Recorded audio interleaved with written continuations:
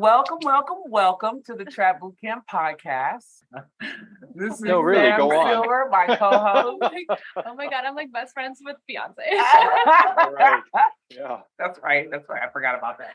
I'm like, there's something on my... Brush your shoulders off. And today you can see we have a guest. There we go. And so I'm really excited to introduce, or actually, let me make sure that I do this right. I want to make sure I say our title right because I wanted to ask Sam a few questions too before I put her on the spot. No, Sam, it's been a busy time. It's been a busy time for both of us, right? Yeah. So how has it been for you the last couple of weeks, just trying to get things in order? I know you're fully into your new place. Oh yeah, I just got a couch yesterday. You got a real couch? Well, a client gave me a very dirty couch. Well, hey, yes. She's moving on up in the world. She had gifted me it's like an ottoman essentially, and I made it into a couch. And then before that, I was sitting on the floor. Straightening my back. Yeah. Really, This is why she needs our guest today. That was either a really big ottoman or a really small couch. I'm not sure which. Yeah, I think it's the ottoman that's doing the work. That's doing the damage for her. I mean, just life in general. But no, anyway, so things have been good. Recently my mom actually got COVID. Oh no. And I had just seen her, hung out with her, and then I tested negative. But so I'm a little bit slower right now. But it's interesting actually because I am helping a client who she fell like incredibly like bruised ankle, torn ligaments in her elbow. And so it's almost like yes. So our guest, yes. No pressure. But heads up. So yeah, I've been doing that. So this is actually like perfect. So I'm a little bit slow, but also like incredibly busy. So today we're going to be checking in with our guest here, Rick Olderman, and he has a method called the Fixing You method, and he is going to speak about it. Hello, Rick, and thank you for coming. Thank you for having me. Round of applause. Nice to be here. So I wanted to, before we get into it, we had a great conversation, a little weird, but we had a great conversation, her and I, about, we have like all these sessions where we talk and we have different ideas. And I won't talk about what our session was called because it was a little crazy, but in that session. But he's here. I feel like if he doesn't know what he's getting himself into, like, you don't have anything after us. No. Well, I just found out you're not Beyonce, so now I'm just waiting for the other man. shoot. I'm sorry, I should not have said that before. This is why we mean trap. We trap you. Yeah. So I really don't know what I'm in for here. Oh, good. Perfect. Good. No pressure on us. Okay, we can just throw the script out. Just fully. Well, we were brainstorming and we came up with a new series. So our new series is called Good Girls Gone Thick. Oh yes, that one. Oh yeah, she was thinking of some other dirty stuff. So this is our former dom and personal trainer. You knew that though, right? Yeah. He's like, that's why I wanted to come on. And then also because of what and then I am a former phone sex operator, but that is not what I did. I was a phone sex operator and a musician and a mom and a whole lot of other stuff. But we ended up meeting at the Equinox. And now we have a podcast together. She came on my show a few times and she was just like, too much. Everyone loved her. So I had to bring her on here. And so we're just really trying to help our community of people, just like us, find ways to transform their lives from the inside out. While also keeping it slightly dirty. I hope whoever contacted us let you know that before you decided to come on to the show. Sure. Yes. We have all the questions that maybe 30 and up may need to ask about how to have sex a little better. You know what I mean? And have it. I don't know about better, but maybe with less pain. Let's put it that way. How about that? That's okay. That's what we want. Okay. That's what we want. Yeah. When I first got here, I was like, let's just ask him like really odd and like inappropriate questions because listening to your interviews and all the stuff that people ask me, I'm like, he knows how to answer that, but let's like you're a little white. Like, let's make them blush. Yeah, let's make them blush. Why not? That's what this show is for as well. The Sure. nod seems like a yes. And we're also like thankful that you reached out to us because Yes, thank you. we really, as I said before, we really want to make sure we inform them in ways that are ways that they can attain and really hold on to. And sometimes when we talk, we're a little all over the place. So it's Obviously. great to speak to someone that has the knowledge that can really back it up with the information to help them transform. So Sure. we're thankful for you. Yeah. Thanks for having me. So, I mean, Let's so tell we can go out and tell us about yourself. You can go us back a little bit more about yourself. Go ahead. Well, I'm a physical therapist and I've been one for a little over 25 years. And as my career went on, I ended up focusing on chronic pain because you can't be a physical therapist and not treat chronic pain. It's all over the place. And the thing that pretty much drove me to figure out what I've come to know today is basically my failures as a PT. Early in my career, I couldn't help people with chronic pain. And I just felt like I was a failure. And, I'd gone to all this school and, committed my life to this. And then to find, maybe your listeners can identify that if you've committed your life to something and find out that you're not good at it, that's a really hard pill to swallow. Yeah, So anyway, I went into a deep depression for many years. And then I realized, I've just got to figure this out because, it's a problem. And it looks like it's not only me who doesn't know how to solve chronic pain. It looks like a whole bunch of medical practitioners don't either. Yeah. So that's when I kind of went on my journey and figured out what I know. And I've written a few books and I've created some downloadable home programs to help people solve pain and also an online program to teach other health or wellness practitioners how to solve pain like I do. So that's why I'm here today. What's interesting is one of the interviews I was watching on the way over here. I'm a little bit obsessed. That's why I asked where you live.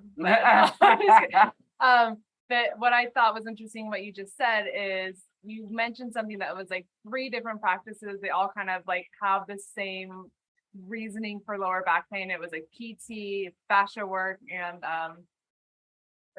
something. But there's 3 things. And would you say that maybe adds to that or like causes that like feeling of not knowing what you're doing, because it is all integrated, but they don't teach you that in school, right? Hold one second. We gotta. This is the suspense. Yeah. We also include suspense. I'm not sure if that question makes sense. No, it does. It does. Okay. Okay. Good. Now you can go. You ready? Okay. Yeah. Yeah. So the 3 things you're talking about are, one of my big influences was Dr. Shirley Sahrmann. She's a professor out of Washington University in St. Louis. She focuses on biomechanics and movement as the source of pain.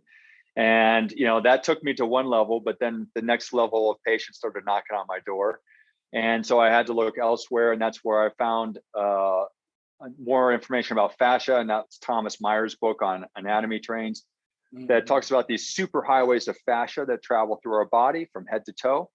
And so that helped me look bigger in the body at other places that could be causing pain that are further away from where the pain's happening. And then the next tier of patients came, and because I realized, what was happening is a lot of these people are locked into these patterns of dysfunction that was causing the pain. It was almost like there was a battery in them. And so I had to understand, what is this battery? And that's what took me to the HANA somatics learning, which is all more of a neurological approach to understanding patterns of pain dysfunction.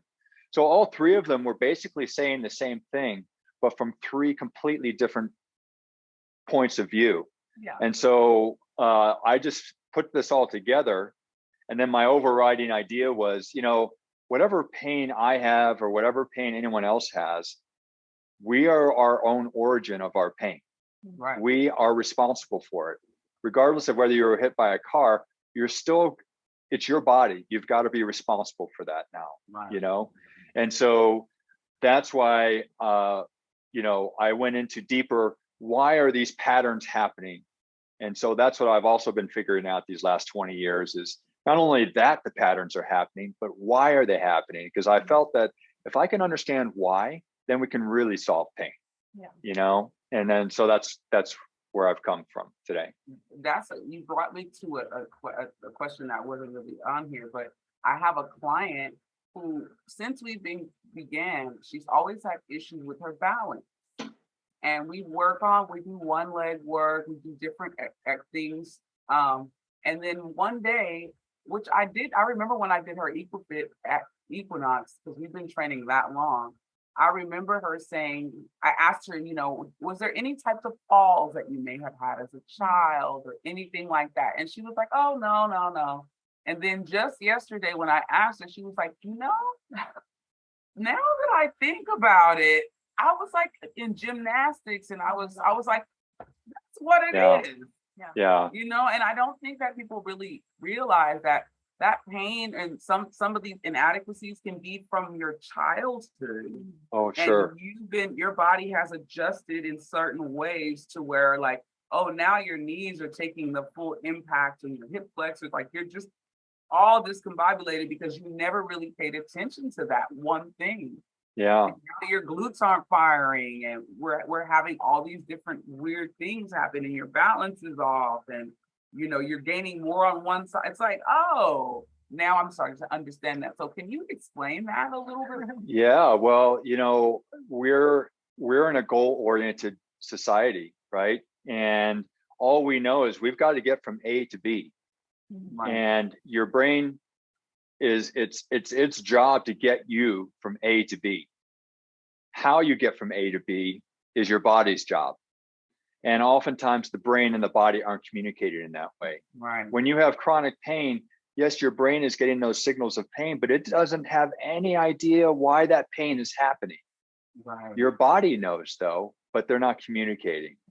So that's why, like very astute, Kawana, when you said, do you have an old injury?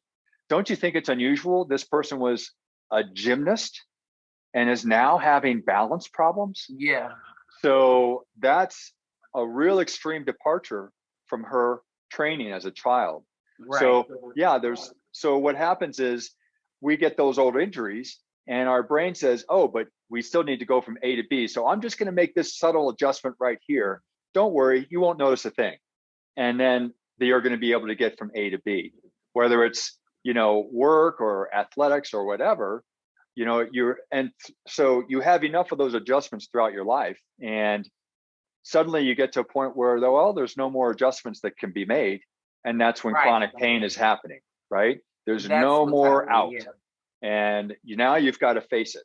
You've got to figure it all out. So that's like, I think that was one thing.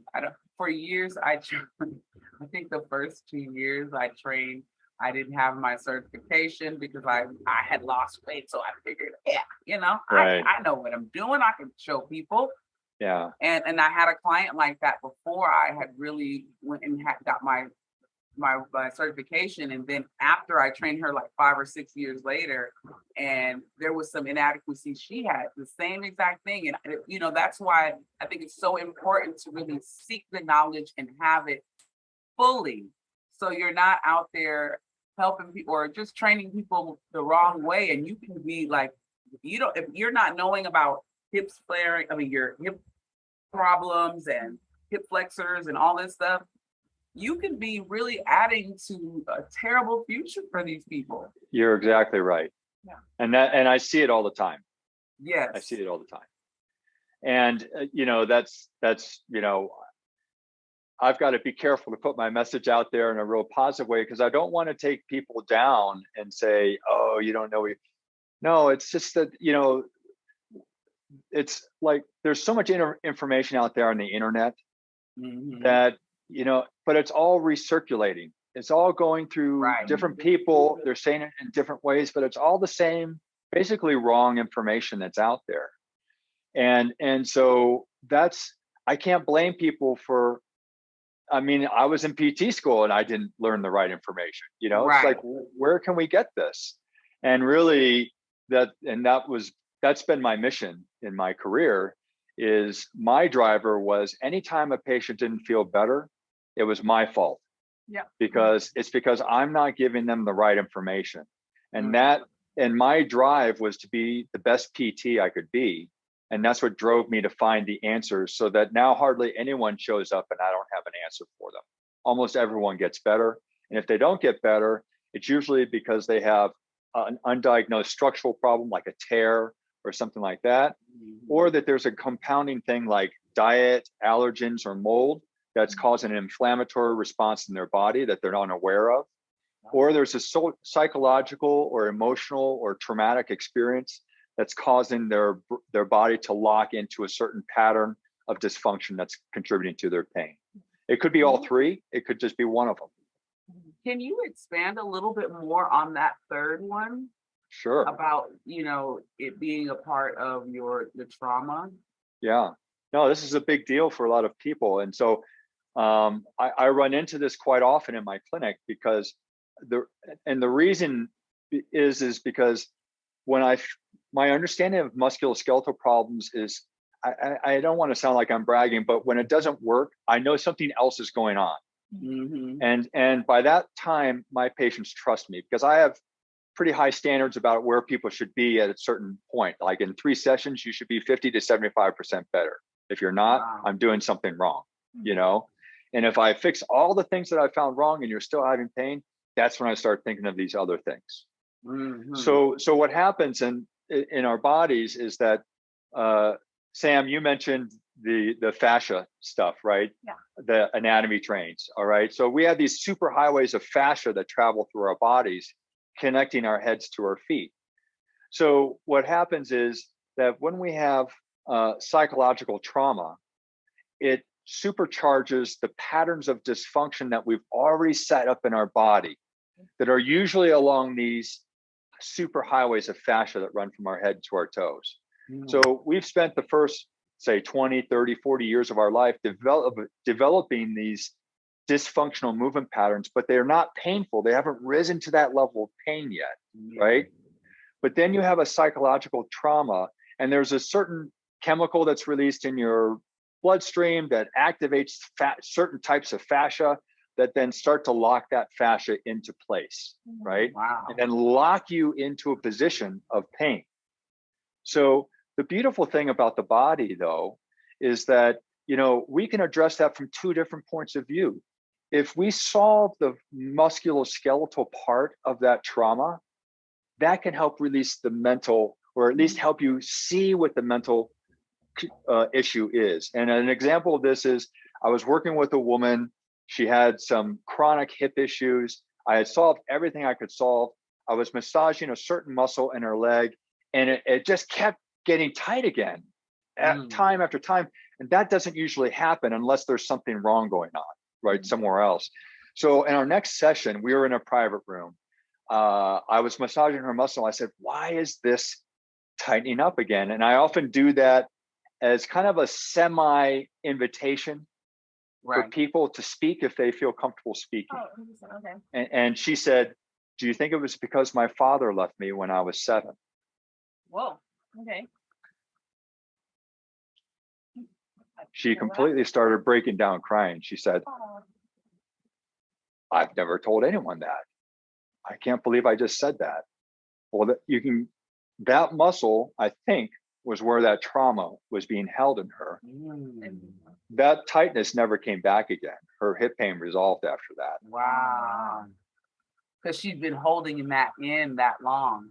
That's right. And so I think what happens is that she established a dysfunctional pattern that caused this muscle to be overworked, and that's where the trauma was put, because that was her weak link in her body.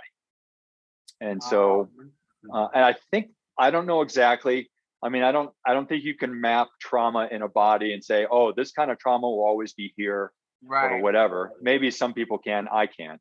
Right. But anyway, I'm open to experiencing that and thinking about that in whatever part of the body I'm in, because you just everyone's histories are different, genetics are different, exercise histories are different, jobs are different, psychological experiences are different, everything. So it's unique how all of this is set up in people's body. And that's why I love what I do, because there's always a surprise.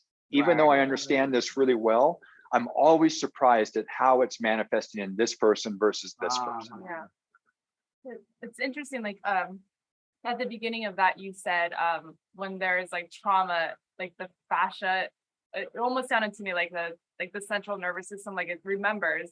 It almost sounds like the fascia tightening or the muscle starting to be dysfunctional is almost like a protective method in a weird way. It's like maybe to remind that person, but it's like obviously not the most direct way, it sounds like. But that kind of makes sense. That makes a lot. Let me talk about that for just a second. So when we're born, we have these hardwired reflex patterns built into our body. And this is what helps us navigate the world when we're tiny babies. One of those is the Landau reflex. And that one arches our back and helps us lift our head so we can crawl, right? So now we can look up and crawl. It helps us stand up and walk. We tap into that reflex to help us do that. Another one is a withdrawal reflex. So if we step on something sharp, our body withdraws from that. And you can see videos of this on YouTube. Just type in baby withdrawal reflex, and you can see someone put the baby down and immediately their body contracts to get off of whatever surface they were put on. That is a whole body response reflex pattern. And then there's a third big one, that's the startle reflex pattern. And if you scare someone, they do something like this, and their shoulders tense up and they kind of curl into a little ball to protect themselves. Right. Well, we never lose that hard wiring. That hard wiring is with us for life, but we can't go through life responding reflexively to every little stimulus out there. Right. So our brain overrides a lot of those reflexes so that we can function normally without having all of these weird reflexes tapping into us all the time. But when we have psychological or emotional trauma, that's tapping into a deeper part of our brain that also helps manifest these deeper reflexes that we have kind of lurking in us all the rest of our lives. And these three big reflexes also happen to have one of those fascial superhighways addressing each one is along those superhighways. And that's the connection, I think, between the fascia and the brain and the trauma pattern that's occurring in our bodies. So can you explain maybe like when you have people that have extreme kyphosis or extreme lordosis and they have like the hunch? And so is that like a calloused fascia? What is that? How does that happen? Well, it's a little bit of everything, right? I mean, if you look at these people and you see pictures of their parents and their grandparents, you'll see very similar postures, right? Because a lot of that kyphosis is genetic, all right? So what I've learned over the years is that the kyphosis, the degree of kyphosis, which is for those of you listening, the upper back, that outward curve of your upper back, as opposed to the inward curve of your lower back, that outward curve is called the kyphosis. And so what I've like how we're sitting right now. Sam has very little kyphosis. She's got thank you. She's got a flat back. Well, there are problems associated with that too, Sam. Okay, hold on. So you're on my podcast. She was gonna say, don't talk about her cupcakes, but go ahead. Yeah, don't ever mention my kyphosis ever again. That's going too far on this podcast. But anyway, we didn't sign up for that. That's yeah. okay. So what I learned is that the degree of kyphosis that people have determines the degree of the curvature in the neck, as well as the curvature in the low back too. So a lot of people will try, and like you mentioned, Kawana, that, like the lordosis in the low back, and that's often the source of a lot of back pain. Well, a lot. Yeah. So, but if you have someone with a lot of kyphosis, you're going to try and change that lordosis in a different way than just trying to make their low back flatter, because they've got this kyphosis that's driving the whole problem. How are you going to solve that? You can't solve it that easily because you have the rib cage attached to all those vertebrae, right? They're almost locked into that position. Right. So what you can do is you can release muscles that are further pulling it into kyphosis in hopes that will at least slow down the advancement of that, or possibly even change it. But I don't go into addressing kyphosis issues thinking that I'm going to make a big difference in that shape. Instead, I'm going to change the forces that are acting on it to change that instead. And what are some of the methods that you use to change that? Well, the kyphosis itself, it'll be all the front musculature, right? Mm-hmm. So the chest, the abdominals, all of this stuff gets really tight because as you curve and it pushes everything forward, everything closes in and it becomes tighter because it just accommodates that tightness. Why should these muscles be loose if they're going to be here all the time? Your Right. body finds ways, it adapts, right? So it's going to adapt in this way to further create the same pattern that you're giving it. So basically stretching out the front musculature, which in the Anatomy Trains book would be the superficial front line of fascia. That would be one way of addressing that. Okay. You can, as long as it's not painful and they're not osteoporotic where they could crack a vertebrae or something, you can try and use a foam roller to try and help reverse that a little bit. Yeah. But that's often quite painful for a lot of people. Yeah. And so I don't like doing that. I just focus on this. And then I try to, and I teach core strength in a different way to help them stand up better without arching their back. Because if they're bent over like this and you say stand up tall, well, then they're going to arch their back too much to stand up against that kyphosis. So you have to teach them how to stand differently and all that kind of stuff. So there's a lot of different ways to go about that. And so not an easy answer. You did speak about your method, the Fixing You method. What exactly is that method?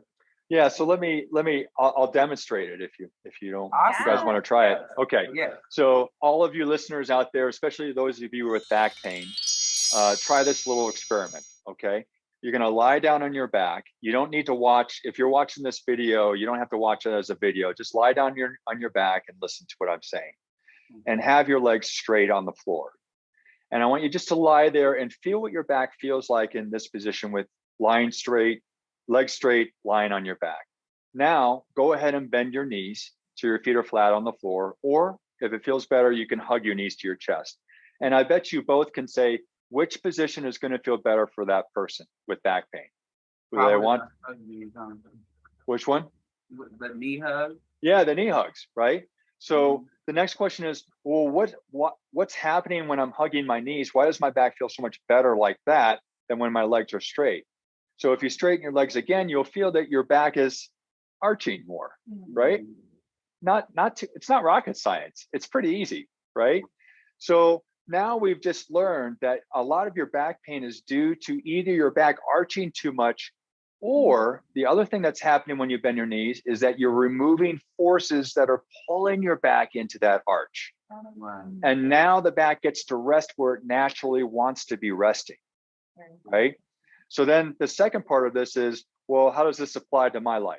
Well, if you all stand up now and listen to the rest of this podcast, you'll notice that after about a minute of standing, you're going to notice that your knees are locking backwards. All right. This is an energy conservation move. So you don't have to use your muscles to stand. I'll just stand on my joints. But if you're not locking your knees, go ahead and do that. And now unlock your knees and feel what just happened to your back. You don't have to bend them. You just have to unlock them. All right. And if you're not sure, go ahead and lock the knees again. And when that second time, when you lock your knees again, you're going to feel that your back arches more. Well, we just found out on the floor that your back doesn't feel good when it's more arched. And now you've just learned that when you stand normally for more than a minute or two, you're locking your knees, which is causing your back to arch. So this is how a subconscious movement habit is contributing to your pain. Your brain sees knee locking as a totally normal thing to do. It doesn't know that that's causing your back pain, though. There's no message telling it that. Until you start unlocking your knees, walking with your knees unlocked and standing with your knees unlocked, and then your back starts to feel better, you better believe your brain's going to pay attention now, though. Now you've given it a clue, right? And so that's what my whole approach is about is not only understanding what the tight or weak muscles are, but how we're moving that's causing those tight or weak muscles, and then how to move to fix the tight or weak muscles as well as fixing the tight or weak muscles. So if I stretch whatever needs to be stretched or strengthen whatever needs to be strengthened, but I don't fix the fact that you're standing with your knees locked or walking with your knees locked, it's all going to be for naught, right? Mhm. And if I fix walking with your knees unlocked, but I don't address the tightness or weakness that has been created because of that, Right. well, then you might get better, but it's going to take a heck of a long time, right? So we solve both things at once in my approach. So you address the pain and then the structure. We address And- the habits, the tightness or weakness, and also the thinking that's going behind it. Okay. All right. To help you understand why you're doing this.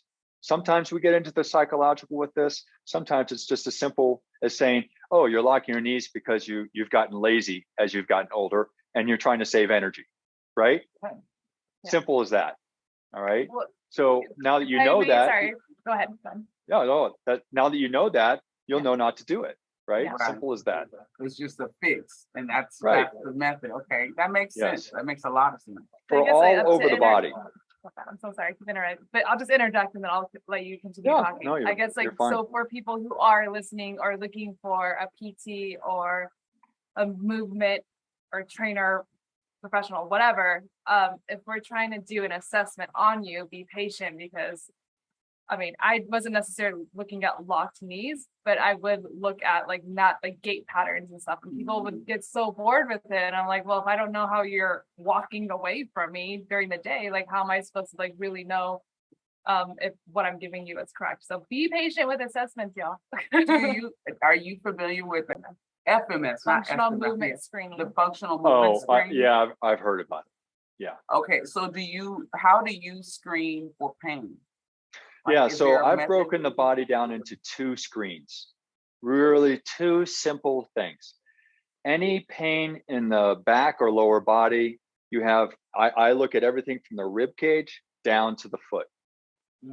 And then any pain above the waist, I look at the pelvis up to the top of the head. It's two screens. It's so simple. We have an upper body movement system and a lower body movement system. Yes, they interact and there can be crosses and so forth. But to solve most pain, you don't need to understand exactly how everything crosses beyond those two systems. But and the exam is so simple. Over the years, I've identified the main things that are causing most pain, and that's what we look for on the exam.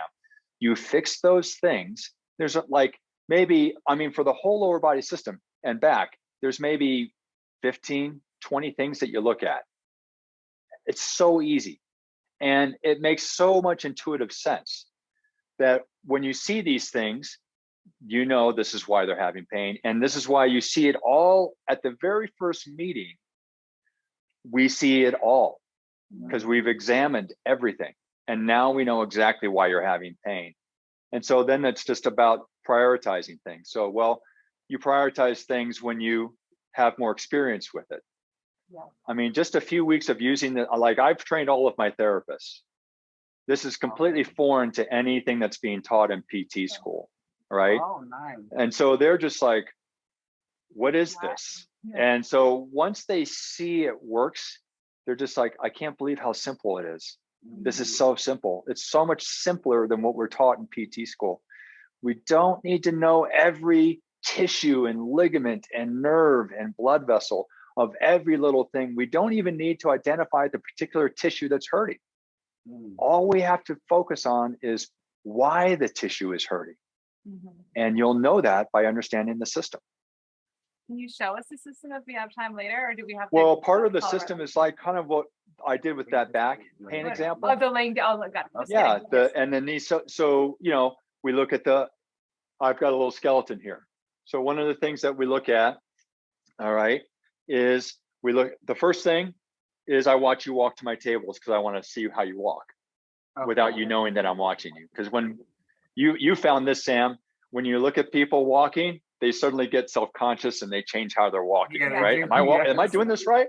You know, Yeah. so Yeah, Or you they- walk every day. Or they Yeah. walk sassier. I'm like, we know you're not Beyonce. Right. yeah. Just Clearly walk- not. Well, now we know. Now we know. Yeah, now I know. So anyway, so you watch them walk, and then I measure the tops of the pelvis and the bottoms of the rib cage to see if they've got something askew here. Well, this is very common to have what I call a side bending problem, where one side of the pelvis is higher. You guys have seen this, and you can see this really easily, especially if it's been around for a long time in someone's body. They'll develop a bigger crease on one side than the other. Yeah. Well, that's a sure sign that you've got this going on, right? Mhm. So when I see that, I think automatically, okay, they've got a lower body problem that's feeding this, Mhm. right? Oh, yeah. So then we look at everything else down the body that might be feeding that pattern, all right? If I just fix the pattern, it's not going to solve the problem. I've got to fix why that pattern is occurring. And by the way, this pattern is part of that withdrawal reflex pattern that I was describing earlier, Oh, right? Yeah, because over uh-huh. time, your brain is saying, I've got to get from A to B, but this hurts. Yeah. What can I do to make this not hurt so I can get to A to B? Because they're making me get from A to B. Well, your brain's going to tap into that old reflex pattern and say, oh, well, let's just do a little bit of this and unload it. Well, okay, great. But now you've got sciatic pain or SI joint pain or unilateral back pain or some other problem. Many years later, but you still got it. Yeah. So what would you suggest with people who have scoliosis? Because I know that's more structural or genetic. And I know someone who, like, his hip is, he has to have a little lift. And when he's walking, this arm is like very gangster, like it's down, doesn't move. And the other one is like, he's moving and grooving. But I know, like, I've seen his x-rays from his chiropractor, and it's like, he's fucked up. So what would you do? And I'm sure there's a lot you can do for people with scoliosis. First of all, there's two types of scoliosis. One is a structural, which you're born with, and the other is functional, which is an adaptation, kind of what we've just been talking about. Yeah. If you get an MRI, that MRI will come back with this adapted pattern, and it will say scoliosis. Yeah. The MRI doesn't mean scoliosis, just means lateral bend in the spine. It doesn't mean how that scoliosis is created. Yeah. All right. So, solving a functional scoliosis, piece of cake, I can do it in 10 seconds, right? Just by changing how you walk. So you can even make a huge difference with structural scoliosis by changing how they walk, because guess what? They've been born with this S curve, right? And their body has adapted to take stress off of areas because of that S curve. Yeah. If you start improving those areas that have adapted because of that S curve, it's going to throw it back up to the curve again and start changing the curve. You can change. There's a method of physical therapy called the Schroth method. It was developed by a German physical therapist back in the 30s and 40s, I believe. And if someone is listening and they have, what they have been told is severe scoliosis and they can't change it, go to a Schroth, that's SCHROTH physical therapist, because they are trained specifically to solve really significant scoliotic patterns. I don't know that method, but I believe that I must be doing something similar to what they're doing, because I also solve a lot of structural scoliosis as well as functional.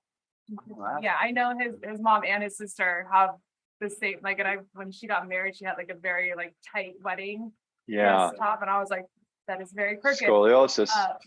But so there's a lot is that they can do. Yeah, what you're saying is don't necessarily go to a chiropractor, but invest in a PT that is more specialized than that. Well, I'm not saying chiropractor or no chiropractor. I'm saying, let's say you've been going to a chiropractor and you've got the scoliosis, and you have to have the same thing done week after week after week. Then it's not really solving the problem. Okay. You have to think of, look at all the guy wires, look at all the attachments to the spine from the legs, all this huge fascial super highways that are running through the body that are feeding the scoliotic pattern. Mhm. If you're not seeing someone who's addressing all of these forces that are contributing to the scoliosis, then just fixing the spine is a temporary fix at best. Yeah.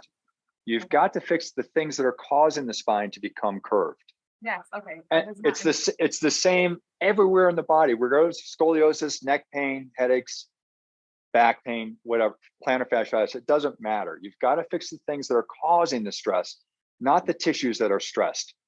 Yes. Right. That makes a lot of sense. Because I mean, and again, from what I remember, the bones are like the levers, but what move the levers are the muscles. So if you're moving the bone, then the muscles are gonna be like, I don't give a shit what you're doing. Like, I like it over here.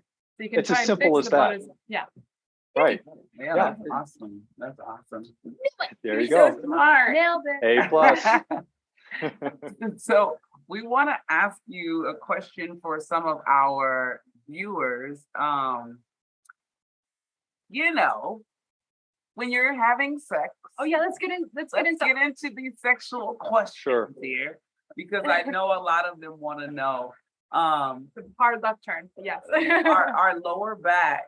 What I get normally is my clients saying that they get the lower back issues and hip issues, of course, from motion. But then a lot of them, I mean, could you just kind of give us an explanation on why this lower back pain is kind of prevalent, and maybe some solutions or tips to help with that pain? Sure. So think of having sex like any other athletic endeavor, right? Whatever body you're bringing to that movement, that's the problem. It's not the movement, it's the body you're bringing to it. Okay. So you have to understand what the problem is before you're going to solve it. So you can change sexual positions and change body orientation, and we'll talk about that. But if you're not solving the root cause of why your body's hurting in those positions, it will come back again and again, no matter how many times you change positions. All right. So, I mean, I can't emphasize enough that you have to get to the root cause of things. And I know this is an overused term, in medicine. I mean, I've never talked to a practitioner who didn't think they were solving the root cause of pain. There's no practitioner who's going to say, you know what, I think I'm just going to solve the symptoms and we'll be good. Yeah. No, they all think that they're solving the root causes. It's our ideas of what the root causes are that are different, right? Part of those ideas are coming from our belief systems. Chiropractors are trained to believe that the spine is the center of all dysfunction in the body. And so that's their focus. I was so much a failure as a PT early on in my career. I was not aligned to any particular place, but I did have an idea that my pain was due to how I was using my body. And that's been my driving belief through my career. And I believe it's a correct belief. And so, if your practitioner believes that they are solving the root causes, and you've been seeing that practitioner for a year, 2 years, 5 years, 10 years, I'm sorry to say they're probably not solving the root causes, Right. Because it shouldn't take that long. Yeah, they're giving a band-aid. They're solving symptoms and maybe some causes, but they're not getting to the real causes of why this dysfunction is happening. Yeah. Okay, so I've gone off my tangent on that. So let's get back to sex. All right, so yes. we've got back pain. All right, the most common cause, and we've already talked about this in the podcast. The most common cause of back pain is either too much arch in the back or too many forces pulling the spine into that arch. Mm-hmm. Does that make sense? Yeah. And we've just found out that if you're lying on your back and your knees are bent, your back feels a lot better. Mm-hmm. All right. So, I mean, the simple thing is, if you're lying on your back, bend your knees, and that will take away a lot of the stress. Well, that's as long for as us. you're, That's for the ladies. There. That's for the pillow princesses. Yes, yeah. So that's one. So think of this. I'm just starting here. So think of this as it's a real mechanical solution, right? flatten your back. Whatever position you want to be in, look at it and think of it as, is my back arching more when I'm moving in this way, or can my back be flatter when I'm moving in this way? Right. And so I'm so dirty. I'm so dirty. So how can you emphasize that for a male? If a male is here, and I know that most likely, because you're about to clean up, you're about to change some males' lives right now, because that's showing me that a lot of them, if they're experiencing back pain, they're doing this. Yes. As opposed to they're contributing to their back pain. You're exactly right. So let's go a little bit deeper. Don't get too excited. Yeah, I was going to say, pun intended. Let's go deeper. About the cause of one of the things that's causing the arching in the back is the tight thigh muscles in the front of the leg. Because they start at the knee and they attach into the pelvic bone right here. All right. When you have tight thigh muscles, what's going to happen is it's going to pull the pelvis forward, causing the back to arch more. Okay. So if you're a guy and you've got tight thigh muscles and you're kneeling on the bed, right? Or bending over like this, now you've just made those thigh muscles even tighter. So now you're pulling the pelvis forward even more. And so you're going to have more back pain. So he's telling the guys to lay on their back. Well, either the guys lay on your back, or have a semi-kneeling position where one knee is up and one leg is down. And probably go a little deeper. Pun intended. Yeah. And then or stand at the foot of the bed and have sex from there, so your legs are straight. So you're not bending the knees and therefore pulling the pelvis forward into that arch. Right. Oh, unless they're doing this. Oh, well, if they're a huncher, because there are some people that do that. And what is put your back into it.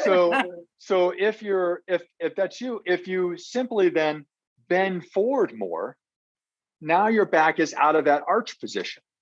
And you got so now you can bend forward. So then you can bow. And have sex like that instead of being up like this and causing more arching in your back.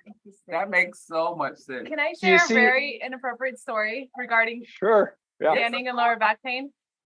So back in the day when I was this is kind of inappropriate. Odessa, but it's also funny. So you can correct my form. I was with a client who liked to be pegged. Right. He knew what he was doing himself. Yeah, he knows what he was doing. Okay. So I was, and he was, on like one of the a straddle thing. So he was on all fours and I was pegging him from behind, but I was standing. And I do remember looking in the mirror, having an American Psycho moment where I looked really good. And my abs looked really good, but my lower back did actually start to hurt like over time as he was more of a regular. And I felt like I was like, you were hunching probably. I don't think because is it more of a hinge, or is it more of a? I mean, to protect you. I'm not about to. So if you're let's put it this way. So if you're hinging, all you're doing is maintaining the arch of your back. Got it.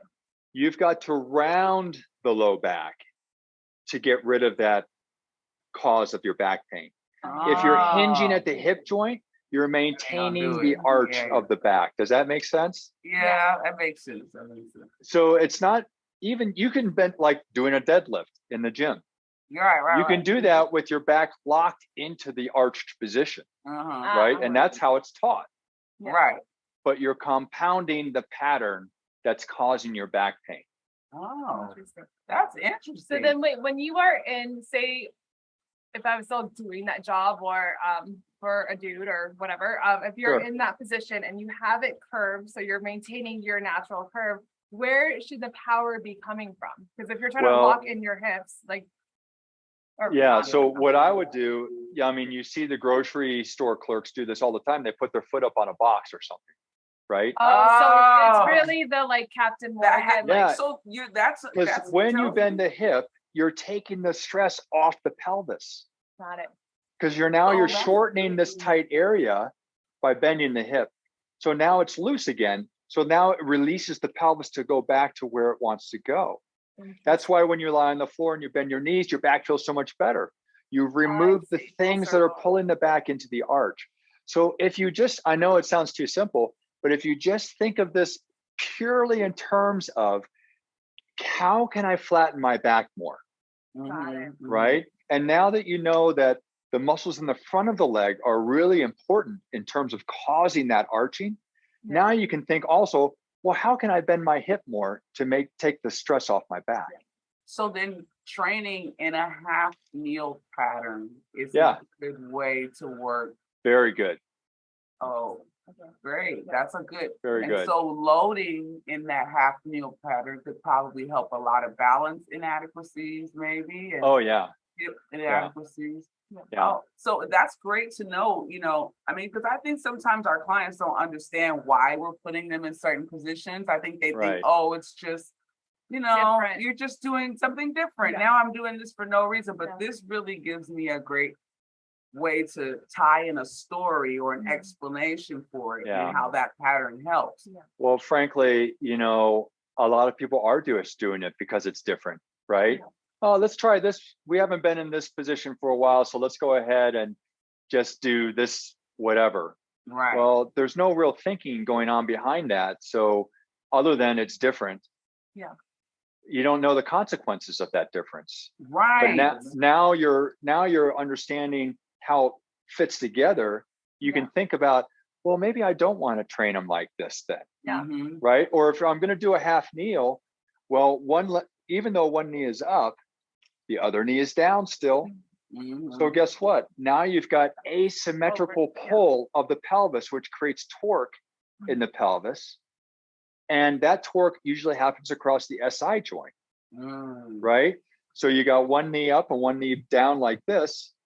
Now you've got torque in the pelvis.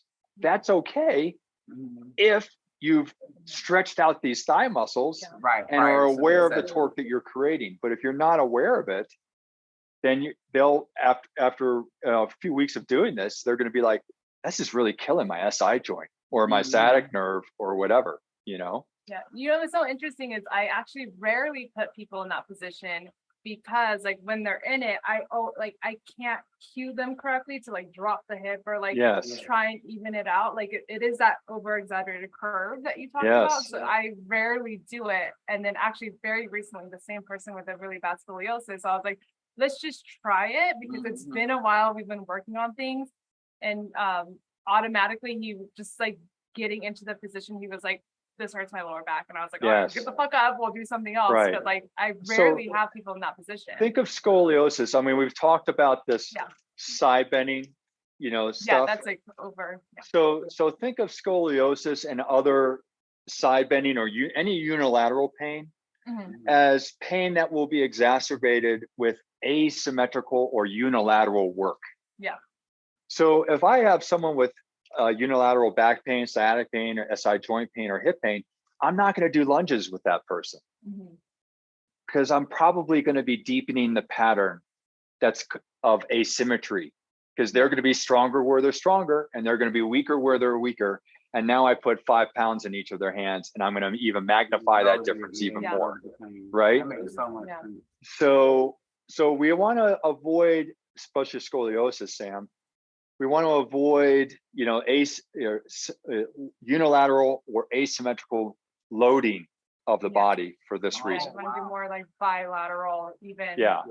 Even feel, got it. And even so, what would you suggest if someone has? I have a client who sits Indian style, or I guess I don't even know if that would be called Indian style, but they sit like this every day, all day. Right. And then when we stand or we do any types of, oh my God, anything, basically, he's having issues with the hip. And of course, when I'm stretching out, the hips are turned all the way out, no problem stretching him all the way here. But the moment I try to get it in full alignment with the hip, he goes crazy. So what would you suggest to work on that for him?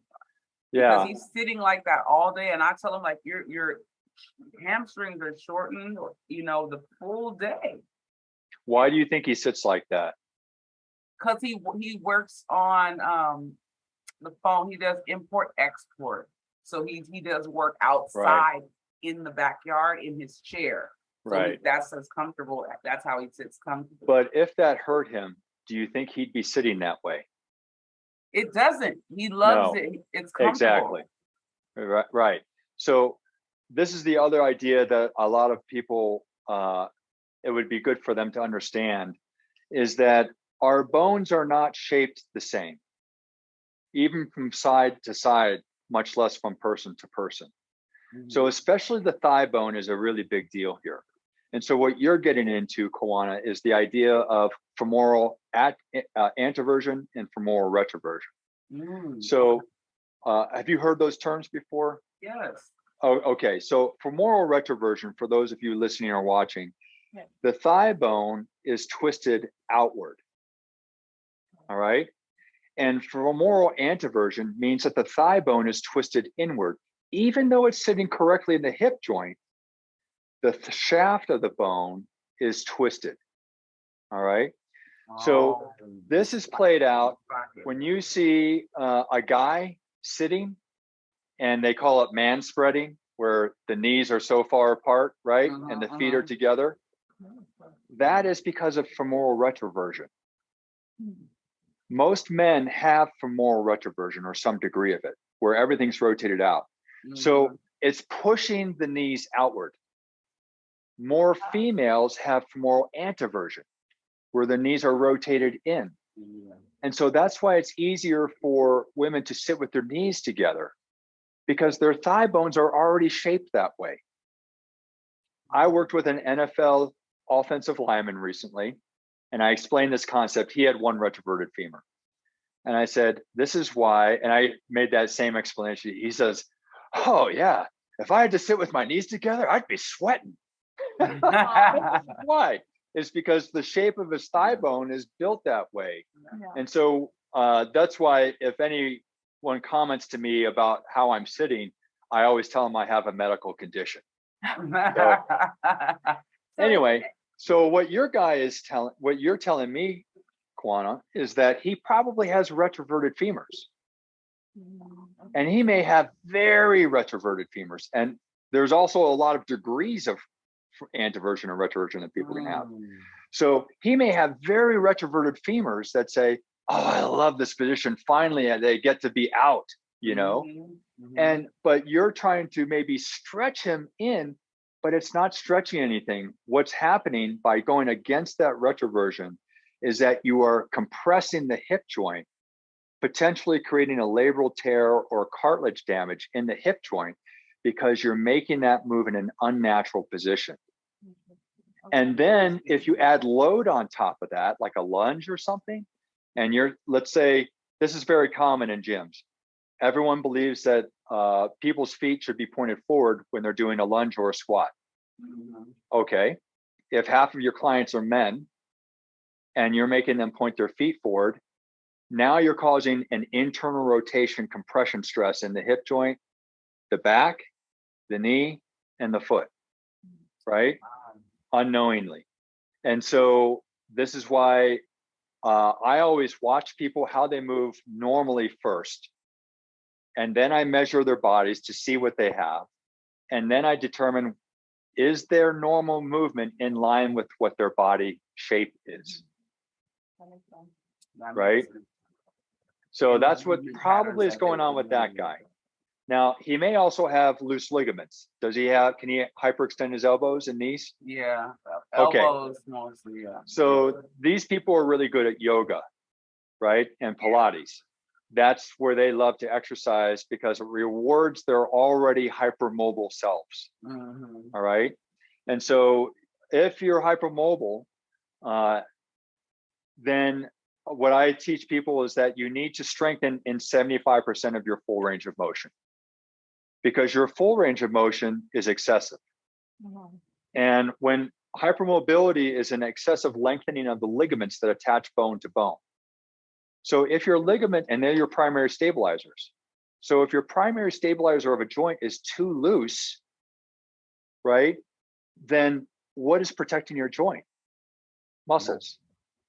Well, muscles, it's like if you had an accident in front of your house and the ambulance came right away, that's the ligament. If 2 weeks later a doctor drove by and said, hey, is someone hurt around here? That's the muscle. The muscle. Yeah. Right? So it's way too late to protect a joint in a hypermobile person. Better to train them to use a limited range of motion to strengthen rather than let them go through their full range of motion. So with this guy who's sitting like this, I think you're right to ask him. I mean, he's probably sitting at the extreme end of an already hypermobile hip ligament structure. So what I would say is let him sit like that, but teach him to put a pillow underneath each knee to support it a little bit out of that full end range of his range of motion. He should still be very happy. With him, do you suggest that I don't do lunges? If he's going to do lunges, then let him do them with his feet turned out. That makes so much more sense. To match his thigh bone shape. Yeah. I'm always correcting that foot. And that makes a lot of sense because sometimes after some of our sessions, he'll be like, my back. So I'm taking him out of his normal pattern. Yeah. And then I wouldn't go very deep with the lunge in the first place because he doesn't have the ligament structure to protect his joints well. That makes a lot of sense. Thank you so much. This is so informative. And I think that it's important for our trap mates to understand that, there is a method to our madness as trainers. And if you have a good trainer like Zero BS Fit and Trap Bootcamp, if you have a good trainer and someone that really cares about what you're doing, they'll seek out the right types of people to give them the information to help you and not hinder you. So you can't teach caring, you either care or you don't care. And, if your people who are listening to this are looking for a trainer, find someone who really cares. Yeah. That's you don't want someone who's maybe the best in all the world who doesn't really give a crap about you. Yeah. You need someone who cares about you and what you're trying to do. That's who you need. Well, what another reason why I was so excited for you to come onto the show is you and I talk regularly about, like, we feel like we obviously know stuff, but like I feel like we're both humble enough to be like, do we really, like, we're always like very cautious. And we even addressed it a few episodes ago where we're like, sometimes we'll say something, we'll misspeak, or we'll learn something after and be like, oh, well, that's actually more and I always like to remind, I guess, myself, but people as well, like we should always be learning. If we're just assuming like, gotcha, that's what it is, and like I feel like that's a little questionable. And so I almost will always say, like, I don't know anything because I want to always continue learning. Yeah, we want to make sure that people are knowing that, and things change. Like every day, there's something new. There's all types of publications that are giving out new information and medical doctrines, and information that we all need to absorb and learn. And when we have people like you that can come and explain it in terms that they can understand, because a lot of people, they're not gonna go look for the information. They're just gonna say, oh, my back hurts, so I don't do squats, or oh, my back hurts, so I don't work out. Because that's what I get sometimes, Or even like, I don't care that my back hurts, I just want to lose weight. And it's like, I can help you lose weight a lot faster, but we have to address if I the can pain. move you better. Right. Yeah. Right. Yeah. And that's awesome. So we're going to move forward into our next segment, which is called What's Your Word? All right. And we have these cards. Wait, do I have to be cool? Yeah. Because I'm going to fail at this miserably if I have to be cool at all. all. Cool. Did you not see that skeleton twerking? I know. You should make the skeleton twerk and show the ladies what the twerk must. I do want to ask a question. I do have one more question about this. The skeleton, not really a skeleton, but the positioning. Because you were saying how like a half kneeling position or half kneeling position. Right. So maybe suggestion wise, and correct me if I'm wrong, like do one knee up at one time and then switch it, right? Like you shouldn't just one knee, like you got to balance it out. Even though Well, we're like saying that's anything, necessarily you're going to what have a is. preference, right? You're going to start with the knee that you feel most comfortable with. Yeah. And so most people will start with the right knee up. And the Okay. reason is because like if you kick a soccer ball, which foot are you going to kick it with, Sam? Most likely right foot, right?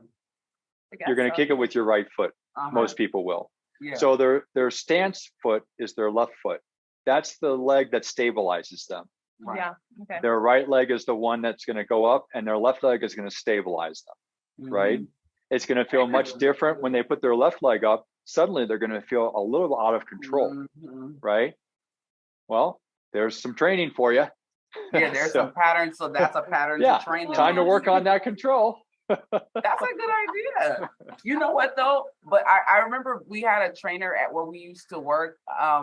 And I feel like sometimes he would just kind of make up stuff, but then I would see like after I would ask him, so why did you do that? He was like, oh, well, I have them stand in the beginning of the session and kind of look at their body and see what they're doing. And I'll be like, oh, okay, so we're going to address that.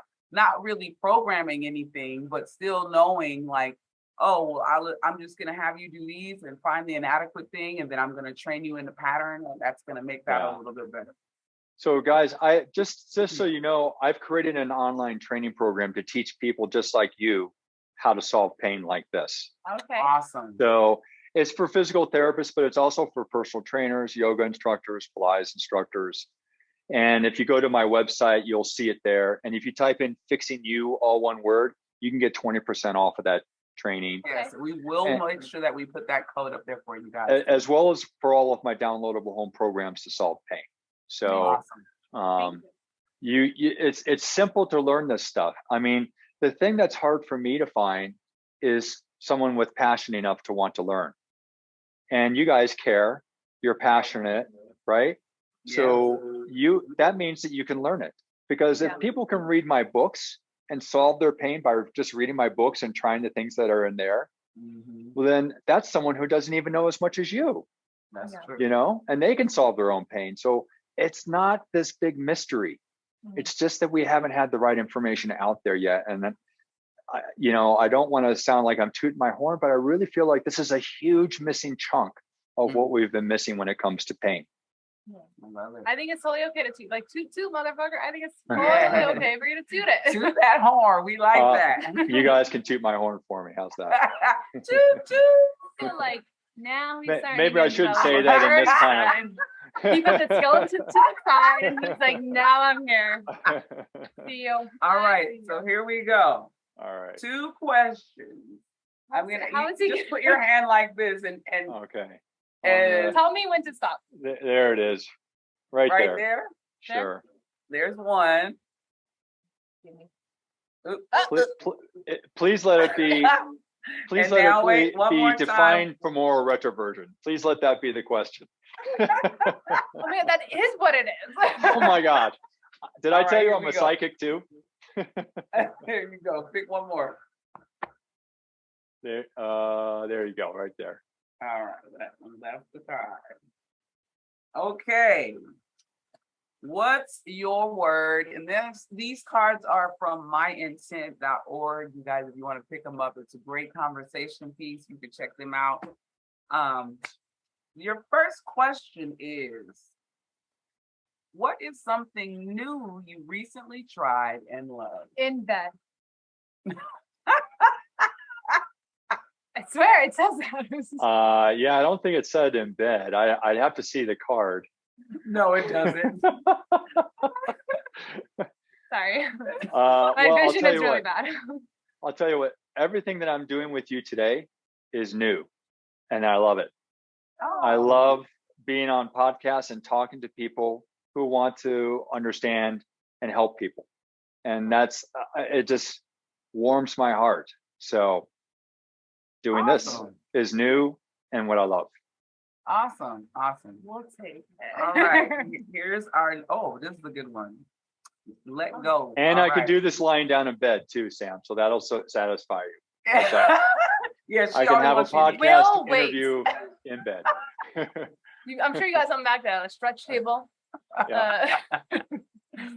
I'm not sorry. Never. What did you learn from your biggest regret? I learned that my regrets will be never ending. And so I've got to get over having regrets. It's just part of being human, you So know? you live a life of no regret.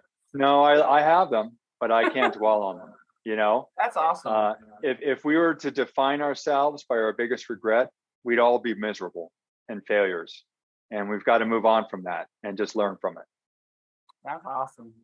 I have a question that I just wanted to add. We spoke prior to the beginning, and you asked me how long I've been training and what got me into training. So what initially for you was the determining factor that made you decide, hey, you know what, I'm going to devote my life to this method? Well, failure has been a big motivator in my life. So that's been one of the big things, really, is just realizing that there's nothing that's helping a lot of people out there. And, to have gone to school and expect to have all the answers laid out for you, only to have that not happen. And there are a lot smarter people than me who are teaching in these schools. I was really intimidated to even think that I could take on this kind of, effort. But when you have people knocking on your door who are in pain, and they're seeing you because it's your job to fix them, I had no other choice than to really try and find these answers. So that was my driver, is having people coming to me who want answers to their pain, and me failing and then finding solutions, and failing and finding solutions, and finally putting it all together. So interesting. I don't hear that as failing. I hear it as what you just said, like you care enough to keep looking for the information. Some people won't stick around long enough for that to happen. That's true. And so that's what you mean by failure, because you feel like you failed them because they left before you were able to fix their pain. Well, look, it's taken me years to put it all together. I don't expect anyone to stick around with me for years, So, and that's humble. That's a humble approach. I think that, as a trainer, that's like I told you before, I felt like the first beginning of the time I trained, it was like I didn't really know what I was doing. But then as I dedicated my life in the pursuit of knowing and having more knowledge, it really did. Now I don't have that imposter syndrome anymore. Yeah. You know what I mean? So I think, life, this is a series of failures, like, until you get to that one, your idea of success. So I'm thankful for you. And I'll still fail, I'm human. So that's the way it's going to go. That's awesome. Is there anything else that you would like to share, or obviously not in bed stuff, or like pushed in, like it, but like just anything else, like your message, or maybe something that you wanted to touch base on with us that we haven't asked? Or well, I think my message to people out there is that, especially people who have been in pain for a long time and have tried a lot of different ways to solve it, people tend to think that they're broken. And my message to them would be that they're not broken. They just haven't found the right information, because we have everything in our bodies to heal. We've got our brains. If you cut our skin, it heals. If we break a bone, it heals. So if something's not healing, it's because there's some obstacle in the way that you haven't figured out yet. And that's an information issue. So you're not broken. You just haven't found the information. I love that. Thank you so much for coming on the show. You've definitely given us energy and appreciated knowledge for, this topic, because I know we've had a lot of questions from our clients about pain, and it's good for them to hear it from a professional like you. We're professional, but sometimes we get a little unprofessional. So that's okay. Yeah. That is okay. Thanks for having me. You gotta keep it fun. I've really enjoyed it. This has been a great experience for me. So thank you. Amazing. So, we're going to go ahead and list all the information to make sure that people can reach you and make sure they have your books. I am already a member. I get your program every once a week. So I'll tell them where they can find that as well, because the information that I've been getting is actually really helpful. I haven't went in and purchased the 25% or anything like that, but will put the code up here for everyone. all of our trap mates to make sure that they're able to get the information too. Yeah. Those emails, you probably know, I've got a marketing guy I hired. They do marketing stuff. I don't even know a lot of that stuff is even going out. So He's like, I'm just, email. Yeah, I got an email. I very like, well I could have a stack newsletter of that I don't even know emails from about. you. Maybe I do have a newsletter. I don't know. but I don't think I You do. probably do. So funny. But we're so thankful for you coming on the Trap Bootcamp Podcast. Thank you so much. As pleasure. always, this is my host, Pam Silver. Yeah. Bye. And I am Oracle or Kawana OJD Lewis. And our guest here, Mr. Rick Olderman. We are so thankful for you. Yes. And as always, follow me. Take care. Thank you so both. much. All right. To support the Trap Bootcamp Podcast, please rate, review, and subscribe. Leave a message on our Anchor page. We'd love to hear from you. Follow us on all social media platforms and share if you got the time.